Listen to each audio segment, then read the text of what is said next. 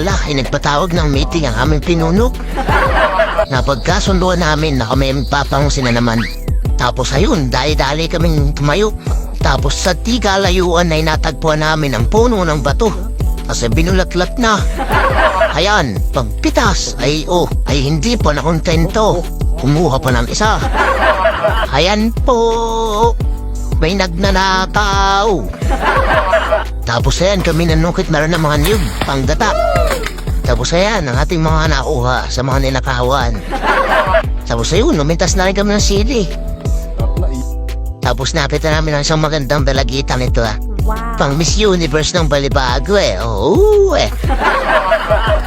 Hindi po nga kami nakontento at naisipan namin pumalaot. Nakita namin ang dalawang tropang na ayaw namin isama, malalakas kumain. Tara at samahan nyo kami maglayag papuntang West Philippine Sea. Kami ay mamamante. Nung kami ay makarating, sinimulan na naming manusog. Marami kaming huli na yan. Mga fish. At sa tagal-tagal na aming pananusog, nakaipon kami ng 1 tonelada. Tapos ayun, kami umuwi na at simula na ang paghihinain ni Bash Bash.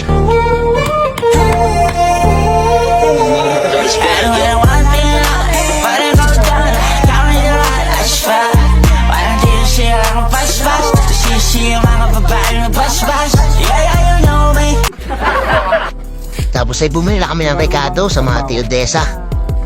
Yan, sisimulan na ang paggagayat ng mga bato. Tatanggalin natin ang mga buto-buto niyan. Tapos ay ganyan nga pala ang tamang pagbabalat ng niyog. Ayan ang aming pinuno. Ayun, nagsasandaid balat ng 4 na piraso Tapos ay babakbakin na yan. Salin mo na ang sabaw.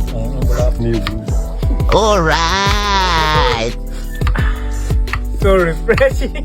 Tapos ay nakakuha nga rin pala kami ng makapuno. Nang sarap Sinimulan na rin namin ang pagkakayo ng niyog. Tsaka ang paggagayat ng mga bato. Ayan, timong katitigas niyan Tapos ay inarkila nga pala namin si Big's Kitchen para maggayat ng mga rekado. Makakabilis niyan Tapos ayun, inasna na rin namin yung mga nahuli naming fish. Nagsibak na rin kami ng mga kahoy para tayo magpapaliyab na. Lumipas ang 5 oras ay natapos na ang aming pagkakayor. At sinimulan na nga rin magpalingas ni tropa. Tapos ayan, pinigaan na rin namin ang niyog. Galing Kuya Kudpan yan. Tapos ay dapat pigang-piga, parang lasang-lasa. Sisimulan na rin natin ang pagigisa. Unahin natin ito mga dilis. Asin natin bawang, kamatis, sibuyas, tapos ay sili. Sama-sama na. Halo. Tapos ay ilalagay na natin ang mga ginait na bato. Yan naman, lumalagutok-lagutok pa yan. Tapos habang nagigisa ay nagpipiritos. Ayan, lalagyan natin ang mga paminta. Tapos ay balitar na natin na rin. Lalagyan na rin natin ang palawang gata. Tapos halo-halo lang. Tapos ay lalagyan na rin yun na hintakang gata. Ang sarap niyan. Umakit na rin si Chef Boy Indoy para kumuha ng raho ng saging.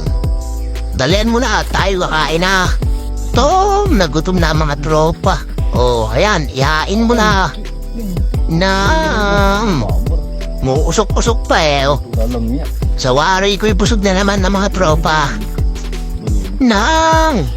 Tingnan mo naman yan, tinutok pa Siya, pangain!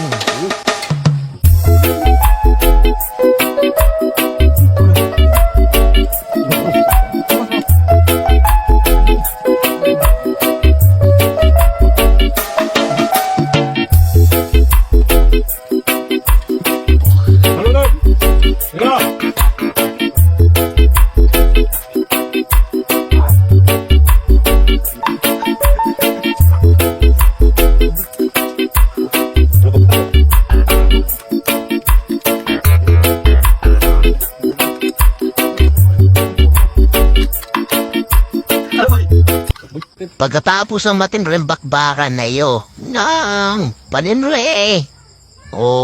Usok Magpapalaki lang ng mga tiyan.